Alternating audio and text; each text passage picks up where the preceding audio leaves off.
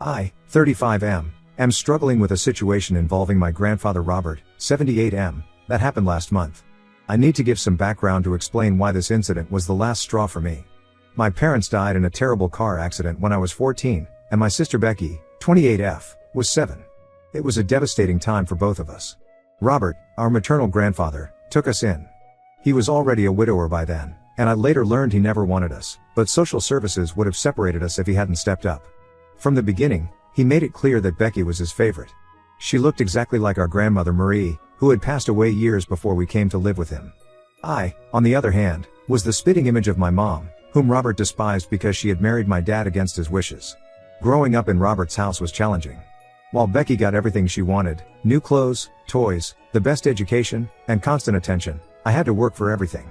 I started working at a local grocery store when I was 15, stocking shelves after school and on weekends.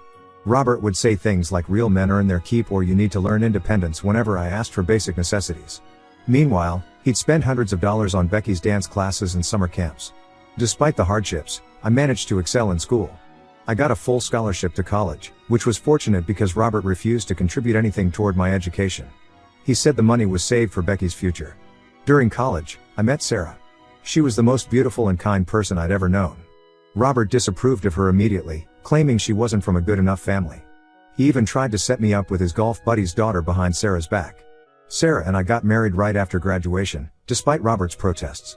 He didn't attend our wedding, which hurt Sarah deeply, but she never held it against him. We had our daughter Lily, 6F, a year later. Sarah was an amazing mother, but tragedy struck when she was diagnosed with aggressive breast cancer. She fought hard for a year but passed away 2 years ago. Robert's response to her death was to tell me I should have married someone with better genes. He never showed any sympathy or offered any support during Sarah's illness or after her death. Lily looks exactly like Sarah, same auburn hair, same green eyes, same gentle smile. Maybe that's why Robert can barely look at her. He's never acknowledged her birthdays, never bought her a Christmas present, and always makes excuses to leave when she's around. It breaks my heart because Lily is such a sweet child who just wants her great-grandfather's love. I built my marketing firm from scratch over the past decade. It started as a one-man operation from my garage and has grown into a successful company with 50 employees. Last month, I had a crucial meeting in Chicago with a potential client who could double our revenue. The meeting had been planned for months, and I couldn't reschedule it. Lily had been running a fever for 2 days before my trip, but it was under control with medication. Her pediatrician said it was likely just a viral infection and prescribed some medications. I have a regular babysitter, Clara, 42F, who has been with us since Lily was 3. She's excellent with Lily but doesn't drive due to vision problems. My close friend Shelley, 34F, agreed to be on standby for emergencies while I was away. The day of my meeting, Clara called me panicking. Lily's fever had spiked to 104 degrees Fahrenheit, and she was becoming delirious. Clara had called Robert since he lived just 10 minutes away from us, and we'd always listed him as an emergency contact despite our differences. At first, Robert agreed to take Lily to the hospital, but then he called back 15 minutes later. I was in the middle of my presentation when my phone kept buzzing. When I finally stepped out to check, I had multiple missed calls from Clara. Robert had called her back saying he couldn't come because Becky wanted him to meet her boyfriend Adam, 32M, over lunch. Apparently, Becky was planning to announce their engagement, and she wanted Robert to meet Adam first. Robert told Clara to call an ambulance if it was that serious. I immediately called Shelley, who dropped everything and rushed to my house. By the time she got Lily to the hospital, her fever had reached 105 degrees Fahrenheit, and she was having seizures. The doctors later told me that if she had arrived even an hour later, she could have suffered permanent brain damage or worse. I took the first flight home, leaving my team to handle the meeting. When I went to confront Robert the next day, he was having breakfast with Becky and Adam like nothing had happened. His exact words were, "Well, she's fine now, isn't she?" Becky's lunch was important, she wanted me to meet her future husband. Clara could have called an ambulance. Becky chimed in, saying I was overreacting and that family priorities matter. When I pointed out that Lily was family too, she rolled her eyes and said, "You know what I mean." This was about my future. I left their house feeling sick to my stomach. Later that day, Clara told me she had tried calling an ambulance, but there was an unusually long wait time due to a major accident on the highway. That's why she had called Robert in the first place. I've blocked both Robert and Becky's numbers. Robert has been trying to reach me through other relatives, not to apologize but to tell me I'm being unreasonable and dramatic. Becky posted on Facebook about how I'm trying to ruin her engagement happiness with my attitude. The meeting in Chicago? We lost the client because I had to leave abruptly. But I don't care. My daughter is alive and well, and that's all that matters. I've told Clara to remove Robert from the emergency contacts and never call him again for any reason. Ida for cutting them off completely? Update 1. It's been 3 weeks since my last post. First, I want to thank everyone who supported me and shared their own stories. Many of you asked about Lily. She's doing much better now and has started going back to school. I've hired a second babysitter who can drive, just to be safe. A lot has happened in these 3 weeks. Becky and Adam got officially engaged last week. They had a big engagement party at Robert's house, which I obviously didn't attend. Robert announced during the party that he was gifting them his house as a wedding present. This house has been in our family for 4 generations. My great-grandfather built it himself in 1940. Robert had always told us that the house would be divided between Becky and me after his death, not because I wanted or needed it, but because it was what my mom would have wanted. The day after the party, I got multiple calls from relatives criticizing me for not attending my only sister's engagement.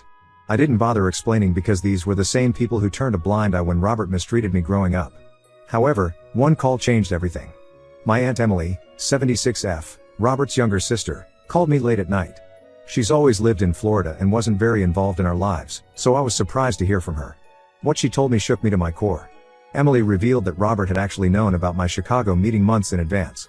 I had discussed it with him during a rare family dinner in January, and he had even offered to watch Lily that day. According to Emily, Robert had called her the morning of the incident, complaining about having to choose between helping me and attending Becky's lunch. He had told Emily that Becky was threatening to elope with Adam if Robert didn't show up to give his blessing. But that wasn't the most shocking part. Emily then told me something about my parents' accident that she'd been carrying for years. The night before the accident, my dad had called Robert about borrowing his old pickup truck because Dad's car was making strange noises when braking. Robert had recently had the car serviced and knew the mechanic had warned him about the brake system needing immediate replacement.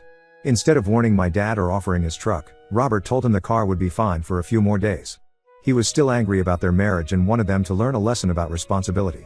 Emily said Robert had confessed this to her years ago during a drunken Christmas gathering. She had kept quiet all these years out of family loyalty, but after hearing about what happened with Lily, she couldn't stay silent anymore. She said she didn't want history to repeat itself with another child getting hurt because of Robert's spite. I confronted Robert the next day at his house. I didn't tell him about Emily's call immediately. Instead, I asked him about the house. He smugly told me that I didn't deserve any inheritance because I had been disrespectful to him my entire life. When I brought up my Chicago meeting and how he had originally offered to help, he denied ever having that conversation. That's when I brought up what Emily had told me about my parents' accident. The color drained from his face. He started stuttering, then quickly shifted to anger, calling Emily a senile old woman who was trying to create drama. He accused me of turning everyone against him and said I was jealous of Becky's happiness. The commotion brought Becky downstairs. She had apparently been upstairs with Adam, looking at paint samples for their future home, my family home. When Robert told her what we were arguing about, she immediately started crying and defending him. She said I was trying to ruin her engagement happiness by bringing up ancient history. When I tried to tell her about Lily's hospital incident again, she screamed that I was being selfish and should think about the family's reputation. Adam stood awkwardly in the background during all this. I noticed him looking increasingly uncomfortable as Robert and Becky got more hysterical. At one point, he tried to suggest that maybe they should consider buying their own house instead, but Becky shut him down immediately. I left their house feeling both vindicated and deeply sad. Emily called again that evening to check on me. She apologized for not telling me about my parents sooner but said she had made a mistake in staying quiet and didn't want to repeat it. She also mentioned that Robert had called her in a rage, threatening to contest their late parents' will if she didn't retract her lies. Becky has been on a social media rampage since then, posting about how family should stick together and how some people, obviously referring to me, can't handle others' happiness. She's even posted old childhood photos of us, captioning them with things like missing when my brother wasn't so bitter. I've blocked both of them on every platform now. Some relatives have taken their side, saying I'm being cruel to an old man and a young bride-to-be. Others have reached out privately to share their own stories about Robert's manipulations over the years. Emily sent me some old letters from my mom to her, detailing how Robert had tried to sabotage her marriage multiple times. I'm starting to realize that cutting contact isn't just about Lily's incident anymore. It's about breaking a cycle of toxicity that has affected our family for decades. Update 2. It's been 2 months since my last update, and things have taken an unexpected turn. Becky and Adam got married last month in what she called the wedding of the century. She made sure everyone knew about my absence by leaving an empty chair at the family table with my name on it. Several relatives sent me photos of this powerful statement, as they called it. Robert apparently gave a tearful speech about how he wished all his family could be there to celebrate. The irony wasn't lost on me. The first sign of trouble came 2 weeks after the wedding. Adam called me out of the blue on a Sunday morning. I almost didn't pick up, thinking it was another relative trying to guilt-trip me, but something made me answer. Adam sounded stressed and frustrated, completely different from his usual confident self. He revealed that living with Robert had become unbearable. After gifting them the house, Robert had moved in, claiming he needed to oversee the family property. At first, it seemed like a temporary arrangement while they sorted out the paperwork, but Robert made it clear he had no intentions of leaving. According to Adam, Robert had turned their lives upside down. He would wake them up at 6 a.m. because that's when proper families have breakfast. He criticized everything from Adam's work schedule, he occasionally worked from home, to the way they loaded the dishwasher.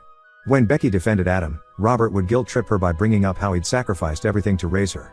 The breaking point came when Robert started inviting his friends over for dinner without warning, expecting Becky to cook for everyone. When she couldn't because of work commitments, Robert told his friends that modern women don't know how to take care of their families anymore. Adam said he'd never seen Becky cry so much. Things got worse when Adam discovered that Robert had been opening their mail and had even called Adam's office pretending to be his father, asking about his work performance and salary. When Adam confronted him, Robert claimed he had every right to know about the financial stability of the man living in his house, completely ignoring the fact that he had legally gifted them the property. Last week, after another argument about Robert rearranging their furniture without permission, Adam finally put his foot down. He told Robert he needed to find another place to live. Robert threw a massive tantrum, accusing Adam of being ungrateful and turning his precious granddaughter against him. He called Adam a gold digger who was only interested in the house. Becky initially sided with Robert, but when he started calling her a disrespectful ingrate like me, something snapped in her. She backed Adam's decision and told Robert he had 3 days to leave. Robert stormed out, saying they'd regret this. Yesterday morning, Robert showed up at my doorstep with 2 suitcases. He looked disheveled and had clearly been crying. When I opened the door, he started talking about how he'd made mistakes and wanted to make amends. He said losing his home had made him realize the importance of family. I let him talk, but when he mentioned Lily's incident, he still tried to justify his actions. He said he had been in an impossible situation that day, choosing between his granddaughter's big moment and a simple fever. That's when I lost it. I reminded him how his choice could have cost my daughter her life, just like his spite toward my parents might have contributed to their accident. He broke down completely, sliding down against my doorframe. My neighbors started peeking out of their windows at the commotion. Robert kept saying he had nowhere else to go, that Emily lived too far away, and that as his grandson, I had a duty to help him. I told him he should have thought about duties when he had them toward me and Lily. I reminded him how he'd failed as a grandfather and great-grandfather, and that karma had finally caught up with him. Then I asked him to leave before I called the police. Becky called an hour later, crying about how I needed to help Robert because he's still family. I asked her where this family loyalty was when Lily was in danger. She hung up on me. Adam texted later, apologizing for involving me but saying he couldn't handle the situation anymore. I heard from Emily that Robert has been calling everyone in the family, telling them his own version of events, that Adam is abusive and has turned both his granddaughters against him. Some relatives have offered him temporary accommodation, but knowing Robert, I doubt any of those arrangements will last long. Lily asked about the commotion at our door yesterday. I simply told her that some people don't change even when life gives them multiple chances to do so. Update 3, it's been 6 months since everything happened, and I think it's time for a final update. After I refused to help Robert, he stayed with various relatives before finally moving in with Emily in Florida. Emily called me last month with some news that explained a lot but changed nothing.